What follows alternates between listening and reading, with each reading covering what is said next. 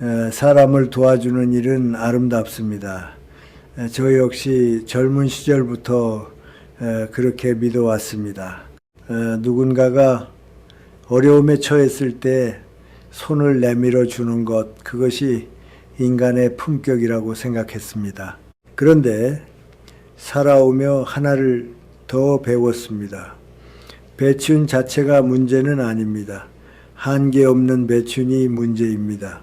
주변을 보면 늘 챙겨주고, 늘 도와주고, 늘 양보하던 분이 있습니다. 처음에는 모두가 그분을 좋은 사람이라고 부릅니다. 정말 마음이 따뜻한 분이다. 저 사람은 참 착하다. 그런데 시간이 지나면 이상한 장면이 나타납니다. 그분이 어느 날부터 조용해집니다. 연락이 줄어듭니다. 모임에도 잘 나오지 않습니다. 겉으로는 이유가 없어 보이지만 속은 이미 지쳐 있습니다. 결국 베푸는 사람이 외로워지는 길로 들어섭니다. 이것이 왜 일어날까요? 단순합니다. 사람이 원래 나쁘기 때문이 아닙니다. 인간의 마음은 익숙함이라는 습관을 갖고 있기 때문입니다. 처음 받는 도움은 특별합니다. 그래서 감사가 나옵니다. 고맙습니다. 미안합니다. 언젠가 꼭 갚겠습니다. 그런데 두 번째부터는 마음이 달라집니다. 감사는 줄고 익숙함이 자리를 잡습니다. 세 번째가 되면 기대가 생깁니다. 네 번째가 되면 당연함이 됩니다. 그리고 다섯 번째, 당신이 한번 거절하면 그때부터 표정이 바뀝니다. 왜 안 도와주지? 예전 같지 않네. 이런 기류가 생깁니다. 저는 이 장면을 여러 번 보았습니다. 학교에서도 사회에서도 가정에서도요. 누군가의 문제를 대신 해결해 주는 사람이 해결사가 되는 순간 그 사람은 점점 더 많은 문제를 떠안게 됩니다. 처음에는 덕분입니다 라고 말하던 사람이 어느 순간부터는 당연히 해주는 거 아니야 라는 태도를 보이기도 합니다. 그러면 도와주는 쪽은 마음속에서 조용히 무너집니다. 내가 무엇을 잘못했나? 아닙니다. 당신이 나쁜 게 아닙니다. 당신이 선을 정하지 않은 것이 문제였던 겁니다. 저는 오래 살면서 확실히 알게 되었습니다. 관계에서 존중은 많이 준다 해서 생기지 않습니다. 존중은 경계가 있다 해서 생깁니다. 사람은 이상하게도 언제든 얻을 수 있는 것에는 가치를 덜 부여합니다. 흔한 것은 값이 떨어지고 귀한 것은 값이 올라갑니다. 도움도 마찬가지입니다. 언제든지 달려와 주는 사람에게는 마음이 느슨해집니다. 반대로 쉽게 얻을 수 없는 도움에는 자세가 달라집니다. 여기서 중요한 포인트가 있습니다. 존중받는 사람은 선을 긋되 길게 설명하지 않습니다. 이번에는 여기까지 가능합니다. 이 일은 제가 할 수 없습니다. 이 부분만 도와드리겠습니다. 말은 짧고 분명합니다. 감정으로 길게 늘어놓지 않습니다. 변명도 과장하지 않습니다. 왜냐하면 길게 설명하는 순간 상대는 그 틈에서 다시 요구할 길을 찾기 때문입니다. 그리고 당신의 말은 힘을 잃습니다. 저는 여러분께 차갑게 살라고 말하는 것이 아닙니다. 오히려 반대입니다. 지치지 않기 위해서, 오래 가기 위해서, 제대로 돕기 위해서 선이 필요하다는 말씀입니다. 베풀이 사람을 살리려면 베푸는 사람도 살아있어야 합니다. 자신이 무너진 뒤에 남는 도움은 없습니다. 그러니 오늘부터 한 가지를 기억하십시오.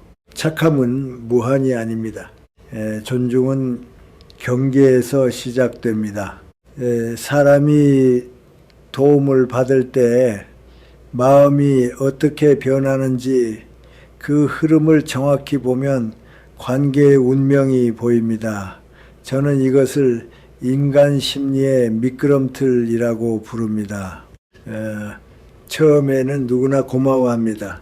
그런데 그 고마움이 오래 유지되는 경우는 생각보다 드뭅니다.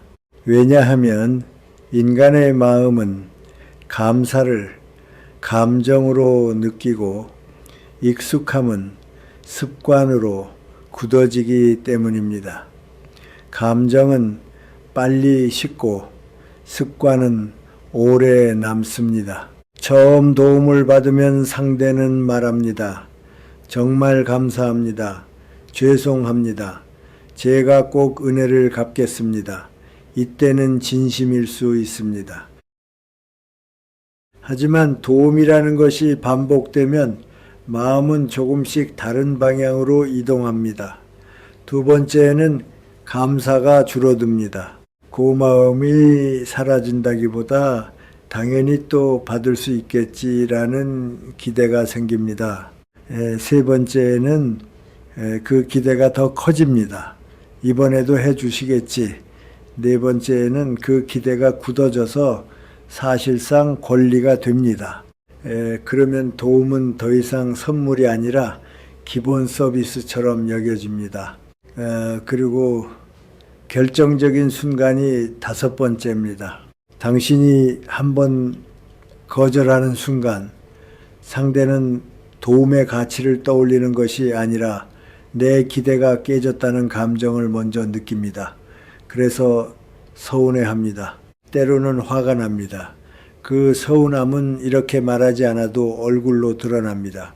예전에는 잘 도와주더니 요즘은 달라졌네요. 이 말 속에는 사실 고마움이 아니라 내가 당연히 받을 줄 알았던 것을 왜 끊었느냐는 메시지가 들어 있습니다. 여기서 많은 착한 분들이 깊은 상처를 받습니다. 내가 그렇게까지 했는데 나는 진심으로 도와줬는데 그 마음을 저는 이해합니다. 저도 비슷한 경험을 했습니다. 학생 시절이든 교단에 섰을 때든 사회에서 사람을 만나며 살 때든 한 번은 반드시 겪습니다. 그런데 그 상처의 원인을 정확히 보면은 상대의 배신이라기보다 관계의 구조가 잘못된 경우가 많습니다. 도움이 반복될수록 받는 사람의 마음에는 두 가지 변화가 생깁니다. 첫째, 빚진 감각이 무뎌집니다. 처음에는 미안해서 마음이 불편합니다. 그런데 자꾸 받다 보면 그 불편함이 줄어듭니다. 둘째, 자기 책임이 약해집니다. 내가 해결해야 할 문제가 누군가 해결해 줄 문제로 바뀌는 겁니다. 이때부터는 성장이 멈추고 의존이 시작됩니다. 그리고 의존이 시작된 관계는 반드시 균형을 잃습니다. 반대로 도와주는 사람에게도 변화가 생깁니다. 처음에는 기쁘게 돕습니다. 그런데 시간이 지나면 내 시간이 줄어든다, 내 삶이 밀린다, 내 마음이 닳는다는 신호가 쌓입니다. 사람은 무한히 줄 수 없습니다. 누구든 체력과 감정과 경제에 한계가 있습니다. 그런데 한계를 말하지 않고 계속 주면 결국 어느 날 폭발하거나 조용히 사라집니다. 그리고 그때 사람들은 말합니다. 왜 갑자기 변했지? 저는 여기서 한 가지를 분명히 말씀드리고 싶습니다. 거절이 관계를 망치는 것이 아닙니다. 경계 없이 준 시간이 관계를 망칩니다. 한 번의 거절로 관계가 흔들린다면 그 관계는 처음부터 존중이 아니라 습관으로 유지되고 있었던 겁니다. 그러니 이제부터는 생각을 바꾸셔야 합니다. 도움을 줄 때마다 스스로에게 물어보십시오. 이 도움은 상대를 살리는가 아니면 의존을 키우는가? 나는 지금 호의로 주는가 아니면 두려움 때문에 주는가? 이 질문 하나만으로도 관계의 방향이 달라집니다. 그리고 기억하십시오. 감사는 감정이라 사라지지만 경계는 습관이 되어 존중을 남깁니다. 사람 사이의 의리와 존중은 희생에서 나오지 않습니다. 저는 오랫동안 그 착각을 많이 보았습니다. 한 사람이 끝까지 참고 끝까지 내어주고 끝까지 양보하면 관계가 깊어질 것이라고 믿는 분들이 있습니다. 하지만 실제로는 반대가 되는 경우가 많습니다. 관계는 한쪽의 희생으로 단단해지지 않습니다. 관계는 균형으로 단단해집니다. 정약용은 사람 사이의 의리를 말할 때 마음의 뜨거움만 강조하지 않았습니다. 그는 분수라는 말을 썼습니다. 각자 할 수 있는 것과 할 수 없는 것이 있고 그 경계를 지키는 것이 곧 서로를 존중하는 길이라는 뜻입니다. 저는 이 말이 관계의 핵심이라고 생각합니다. 왜 균형이 중요할까요? 인간은 심리적으로 위치를 느낍니다. 누가 위에 있고 누가 아래에 있는지를 말로는 부정해도 마음은 금방 알아차립니다. 한쪽이 계속 주기만 하면 받는 쪽은 어느 순간부터 주는 사람을 고마운 사람이 아니라 편한 사람으로 봅니다. 편하다는 말은 듣기 좋지만 관계에서는 위험합니다. 편하다는 것은 부담이 없다는 뜻이고 부담이 없다는 것은 조심하지 않는다는 뜻입니다. 조심하지 않으면 존중도 사라집니다. 저는 교단에서 오랫동안 학생들을 가르치며 이런 현상을 자주 보았습니다. 어떤 학생이 늘 남의 과제를 도와줍니다. 처음에는 친구들이 그 학생을 칭찬합니다. 너 정말 착하다. 그런데 시간이 지나면은 그 학생은 도와주는 친구가 아니라 도와줘야 하는 친구가 됩니다. 부탁이 늘고 요구가 늘고 어느 날 그 학생이 힘들어 오늘은 못해 라고 말하면은 그때부터 관계가 어색해집니다. 왜 어색해질까요? 도움의 균형이 아니라 도움의 습관으로 관계가 유지됐기 때문입니다. 성인 관계도 같습니다. 돈을 빌려주고 시간을 내주고 귀찮은 일을 대신 처리해주고 애매한 책임까지 떠안아주면 상대는 처음에는 고맙다고 합니다. 그러나 반복되면 그 도움은 의리가 아니라 기대가 됩니다. 기대가 쌓이면 당신의 삶은 점점 좁아지고 상대의 삶은 점점 느슨해집니다. 그 결과 한쪽은 소진되고 한쪽은 무감각해집니다. 이때 이미 관계의 균형은 무너진 상태입니다. 여기서 중요한 판단 기준이 하나 있습니다. 지금 이 관계가 의리인가 착취인가입니다. 의리는 서로의 자리를 지키는 관계입니다. 서로가 서로를 생각하면서도 서로가 서로의 책임을 대신 짊어지지 않습니다.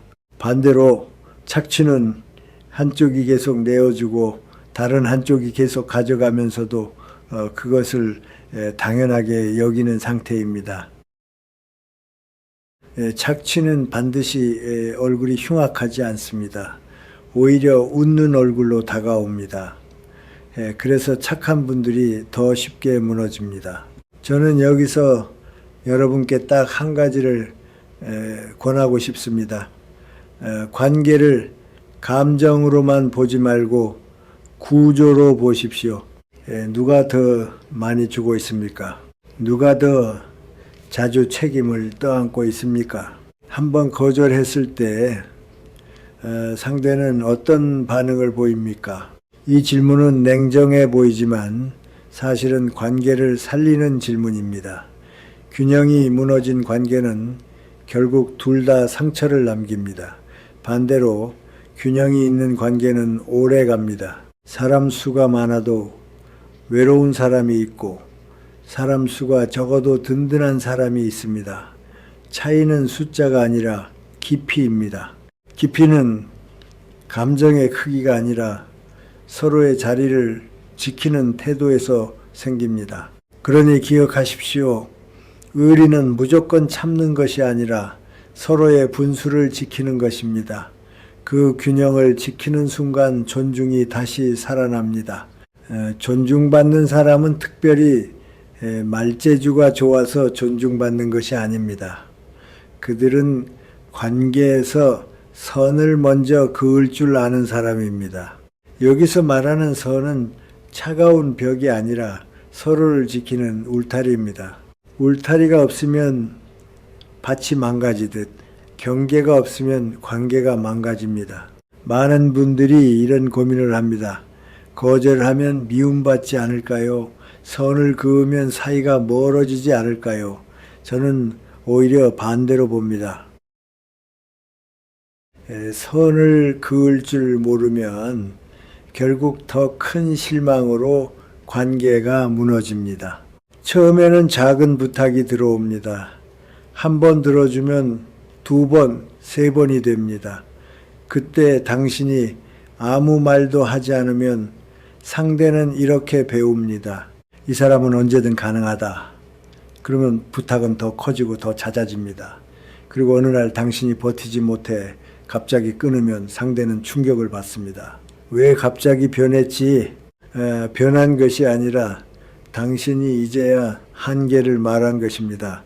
하지만 이미 늦었습니다. 그래서 저는 관계에서 가장 지혜로운 방법은 처음부터 말하는 것이라고 생각합니다. 이번에는 제가 여기까지는 도와드릴 수 있습니다. 이건 한 번만 가능합니다. 시간은 오늘 30분만 드릴 수 있어요. 돈은 빌려드릴 수 없습니다. 이렇게 선을 먼저 그어두면 상대는 그 안에서 기대치를 조절합니다.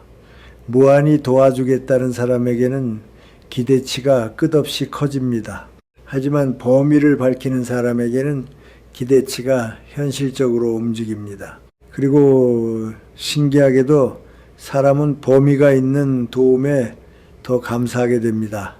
왜냐하면 제한이 있다는 것은 가치가 있다는 뜻이기 때문입니다. 여기서 한 가지 더 중요합니다. 선을 긋되 기준을 길게 설명하지 마십시오. 많은 분들이 선을 그으려다가 결국 말이 길어집니다. 제가 요즘 너무 힘들어서요. 집안 사정이 이래서요. 제가 사실 이런 원칙이 있고요. 그렇게 말을 길게 하면 상대는 내용을 듣는 것이 아니라 흔들리는 마음을 봅니다. 흔들리는 마음이 보이면 상대는 다시 설득을 시도합니다. 그래도 이번만 조금만 더 그러면 결국 당신은 다시 무너집니다. 존중받는 사람은 이유를 설명하기보다 선택을 보여줍니다. 안 되는 건 안 됩니다. 여기까지입니다. 그 말이 무뚝뚝해 보일 수 있습니다. 그러나 무뚝뚝함이 아니라 명확함입니다. 명확함은 상대에게도 편합니다. 상대는 더 이상 눈치를 보며 떠보지 않아도 되고 당신도 불필요한 죄책감에 흔들리지 않습니다. 제가 살아오며 느낀 것은 이것입니다. 사람은 상대의 논리를 존중하기보다 상대의 일관성을 존중합니다. 말로 원칙을 10번 설명하는 사람보다 행동으로 한 번 지키는 사람이 더 강합니다. 오늘은 허용했다가 내일은 금지하고 모레는 다시 허용하는 사람은 믿을 수 없습니다. 믿을 수 없으면 존중도 사라집니다. 반대로 기분이 좋든 나쁘든 같은 기준을 적용하는 사람은 신뢰를 얻습니다. 신뢰가 쌓이면 상대는 함부로 넘지 않습니다.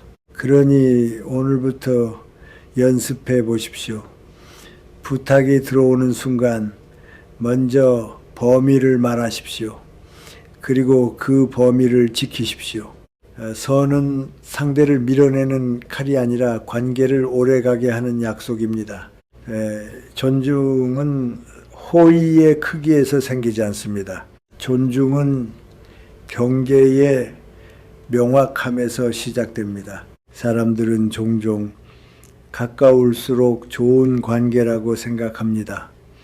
자주 만나고 자주 연락하고 서로의 삶에 깊이 들어갈수록 더 친하다고 믿습니다. 그런데 저는 오래 살면서 그 생각이 관계를 망치는 경우를 많이 보았습니다.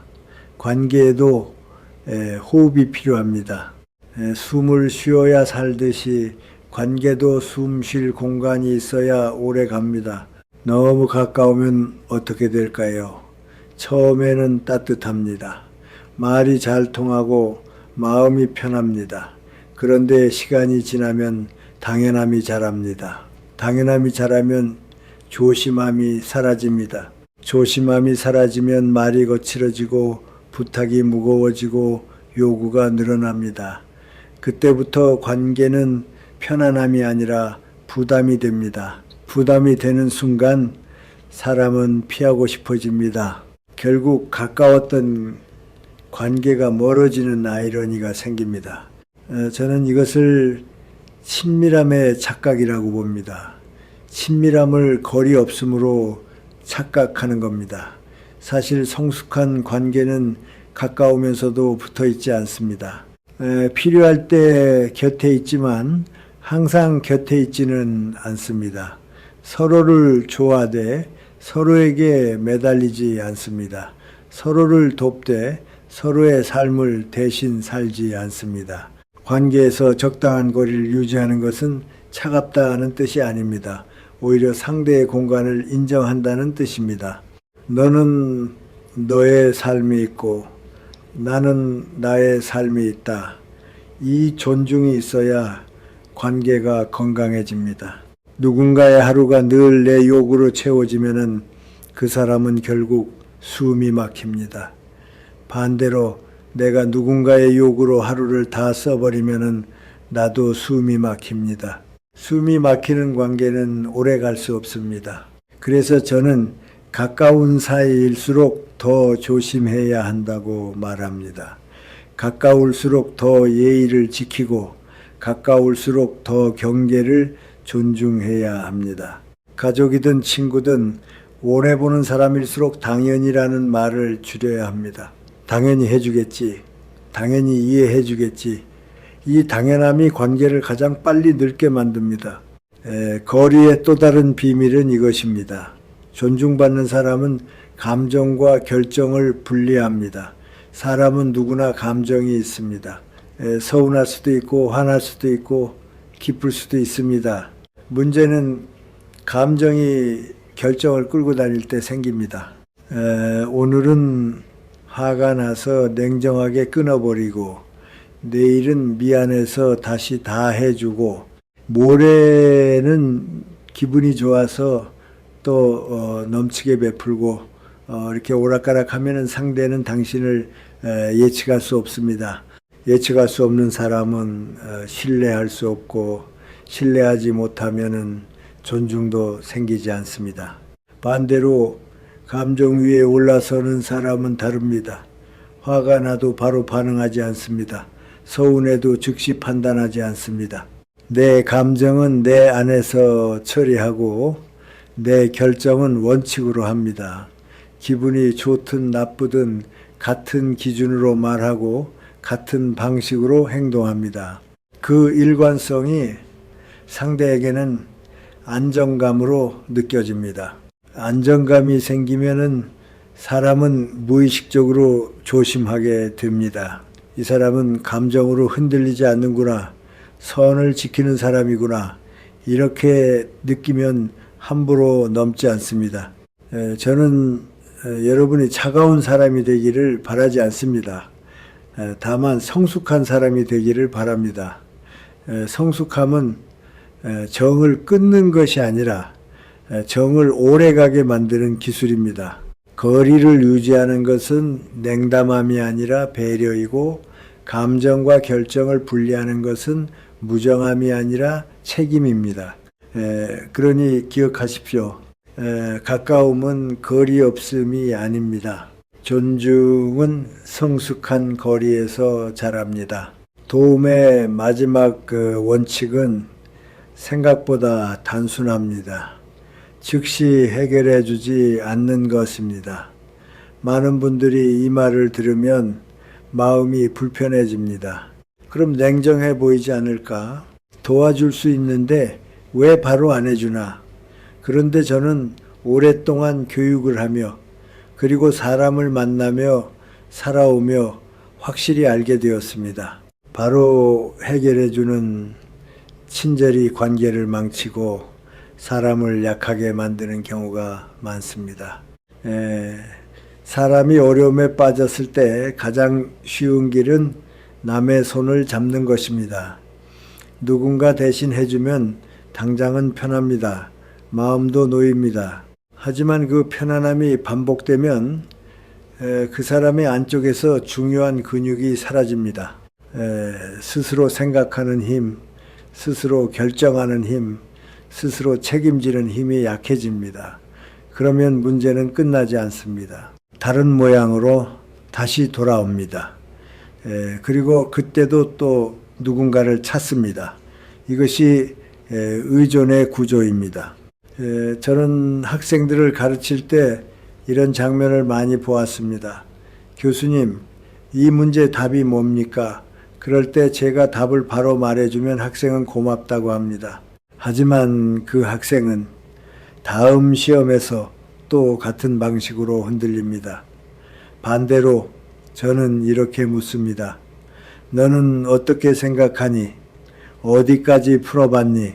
가능한 방법이 몇 가지지? 처음에는 답답해 합니다. 왜 그냥 알려주지 않지? 그러나 그 답답함을 통과하면 학생이 달라집니다. 스스로 길을 찾기 시작합니다. 그리고 어느 날 더 이상 답을 구걸하지 않습니다. 질문의 질이 바뀝니다. 이것이 성장입니다. 인간관계도 똑같습니다. 누군가가 와서 이거 좀 해결해 주세요 라고 할 때 존중받는 사람은 바로 뛰어들어 정리해 주지 않습니다. 대신 질문을 던집니다. 당신은 어떻게 할 생각입니까? 무엇이 가장 큰 문제입니까? 지금까지 어떤 방법을 시도했습니까? 가능한 선택지가 몇 가지입니까? 이 질문은 상대를 곤란하게 하려는 것이 아닙니다. 상대의 책임을 다시 상대에게 돌려주는 것입니다. 그래서 처음에는 불편합니다. 하지만 이 불편함이 사람을 세웁니다.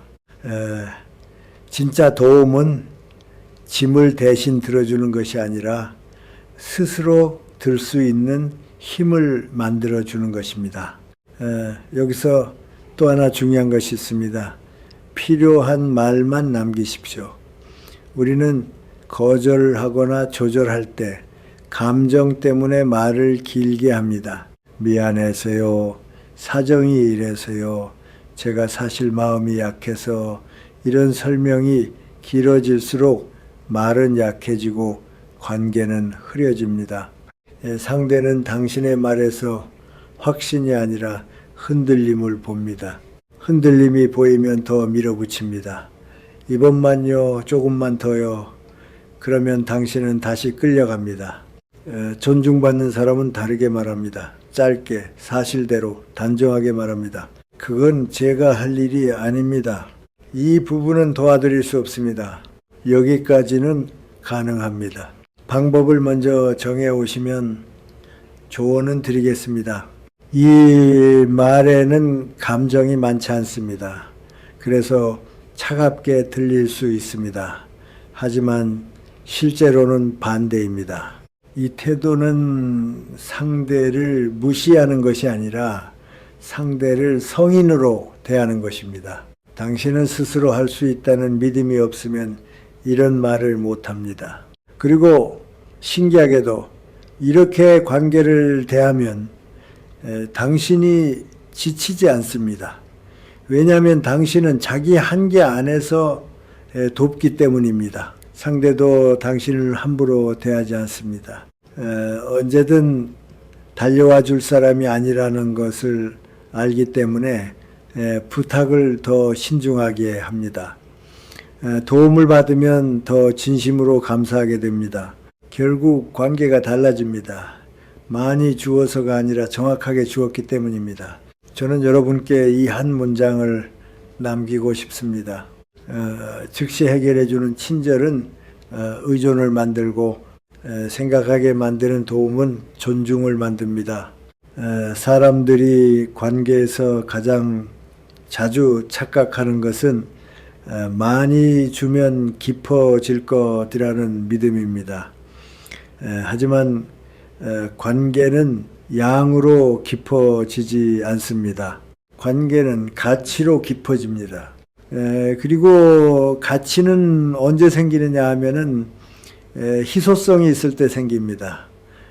흔한 것은 값이 떨어지고 귀한 것은 값이 올라갑니다. 도움도 시간도 관심도 모두 그렇습니다.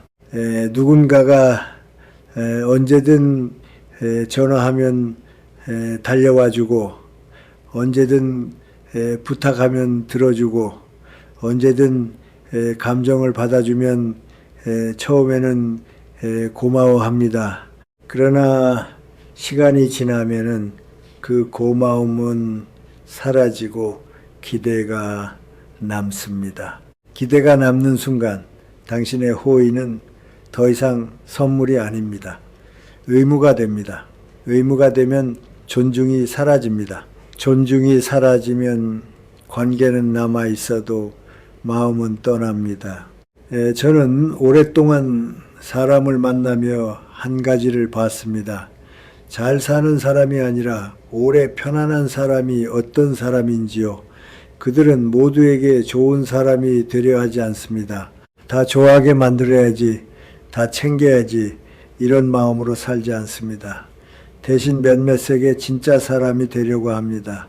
얕게 넓히지 않고 깊게 좁힙니다. 그래서 외롭지 않습니다. 사람 수는 적어도 마음이 단단하기 때문입니다. 외로움은 사람의 숫자에서 오지 않습니다. 100명이 있어도 외로운 사람이 있고 두세 명만 있어도 충분한 사람이 있습니다. 차이는 깊이에 있습니다. 깊이는 자주 만남으로 생기지 않습니다. 깊이는 서로의 경계를 존중하는 태도에서 생깁니다. 이 사람은 나를 함부로 쓰지 않는다. 이 사람은 내 자리를 지켜준다. 이런 느낌이 쌓일 때 깊어집니다. 그러면 어떻게 해야 관계가 단단해질까요? 핵심은 선택적으로 베푸는 것입니다. 누구에게나 똑같이 주는 사람이 되지 마십시오. 모든 부탁을 다 들어주는 사람이 되지 마십시오. 한번 도와줬으면 다음에는 상대가 스스로 하게끔 만들어야 합니다. 또다시 도와주더라도 조건이 아니라 범위가 있어야 합니다. 여기까지는 가능하지만 그 이상은 당신의 몫입니다. 이렇게 말할 수 있어야 합니다. 이것이 차갑기 때문이 아닙니다. 이것이 관계를 살리기 때문입니다. 저는 여러분께 이런 기준을 제안하고 싶습니다. 도와줄 때 내가 기꺼운가 아니면 죄책감 때문에 끌려가는가, 도와준 뒤 상대가 성장하는가 아니면 더 의존하는가, 한번 거절했을 때 상대가 존중하는가 아니면 삐치고 압박하는가, 이 세 가지를 보면 그 관계의 질이 보입니다. 거절 한 번에 당신을 흔드는 사람이라면 그 사람은 당신을 사랑하는 것이 아니라 당신의 기능을 사랑하는 것입니다. 당신이 사람으로 존중받는 것이 아니라 문제 해결사로 소비되고 있는 것입니다. 그 관계를 그대로 두면 결국 당신의 마음은 마릅니다. 또 하나, 거리는 관계를 끊는 도구가 아닙니다. 거리는 관계를 지키는 도구입니다. 적당한 거리를 두면 오히려 다시 따뜻해집니다. 너무 가까웠을 때는 당연했던 것이 거리가 생기면은 다시 귀해집니다. 그래서 관계가 살아납니다. 우리는 흔히 사랑을 증명하려고 더 붙습니다. 그러나 성숙한 사랑은 붙는 것이 아니라 서로가 숨쉴 공간을 주는 것입니다. 결국 결론은 이렇습니다. 많이 주는 사람이 좋은 사람이 아닙니다. 지치지 않게 주는 사람이 좋은 사람입니다. 관계를 위해 자신을 태우는 것이 미덕이 아닙니다. 오래 남을 관계는 당신이 살아있을 때만 가능합니다. 그러니 오늘부터 이렇게 마음에 새기십시오. 배쯤이 귀해지면 존중이 생깁니다. 존중이 생기면은 관계가 오래 갑니다. 사람마다 상황은 다릅니다. 누구는 가족을 돌봐야 하고, 누구는 직장에서 버텨야 하고, 누구는 이미 관계에 지쳐 있습니다. 그래서 저는 항상 한 가지를 덧붙입니다. 오늘 말씀드린 것 중 여러분에게 필요한 것만 가져가십시오. 다만 꼭 기억해야 할 원리는 분명합니다. 관계에서 존중은 감정으로 얻는 것이 아니라 태도로 얻습니다. 그리고 그 태도는 세 가지로 정리됩니다. 한계를 말하고 거리를 지키고 즉시 해결해 주지 않는 것.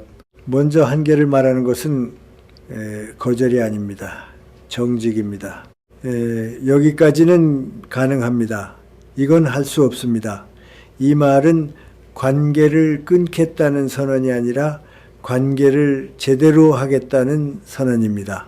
사람은 누구나 한계가 있습니다. 시간을 무한히 낼 수 없고 돈을 무한히 줄 수 없고 감정을 무한히 받아줄 수 없습니다. 그런데 한계를 숨기고 계속 주면 결국 언젠가 폭발합니다. 폭발하면 그때는 관계가 더 크게 다칩니다.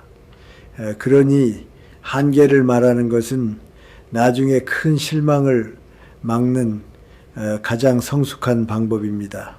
둘째, 거리를 지키는 것은 냉담함이 아닙니다.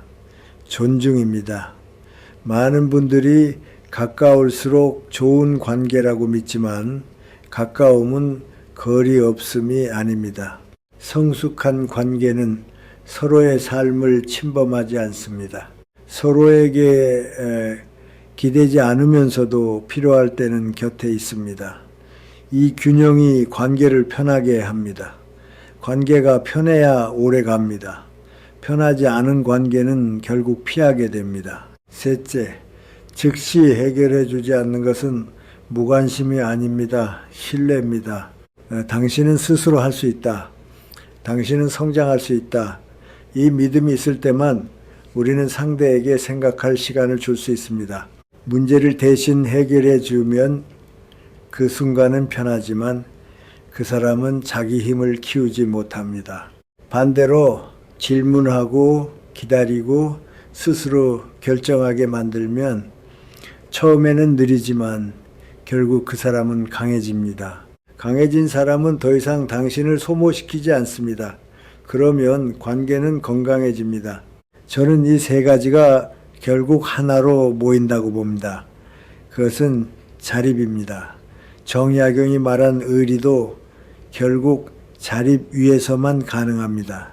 서로가 자기 자리를 지키고 자기 몫을 감당할 때 의리가 생깁니다. 한쪽이 계속 무너지고 한쪽이 계속 기대면 그것은 의리가 아니라 착취가 됩니다. 그리고 마지막으로 여러분이 가장 두려워하는 질문이 남습니다. 이렇게 하면 사람들이 떠나지 않을까요? 떠날 사람은 떠납니다. 저는 이것을 담담하게 받아들이는 것이 필요하다고 생각합니다. 왜냐하면 관계의 목적이 사람을 많이 붙잡는 것이 아니기 때문입니다. 관계의 목적은 내 삶을 지키며 함께 갈 사람을 남기는 것입니다. 사람은 나이가 들수록 관계가 정리됩니다. 그 정리는 비극이 아니라 자연스러운 성숙입니다. 피상적인 인연 100명보다 마음이 통하는 3명이 더 힘이 됩니다. 그리고 그 3명은 여러분이 무너질 때만 옆에 있는 사람이 아니라 여러분이 단단할 때도 존중해주는 사람입니다. 그러니 이제부터는 이렇게 살아보십시오. 도울 때는 범위를 정하고 가까울 때는 거리를 지키고 부탁을 받을 때는 질문을 먼저 하십시오. 그러면 신기하게도 여러분은 지치지 않습니다. 그리고 사람들은 함부로 하지 않습니다. 그때 비로소 관계가 달라집니다. 많이 주어서가 아니라 똑똑하게 주었기 때문에 여러분의 노후가 늘 평안하고 지혜롭기를 진심으로 응원합니다.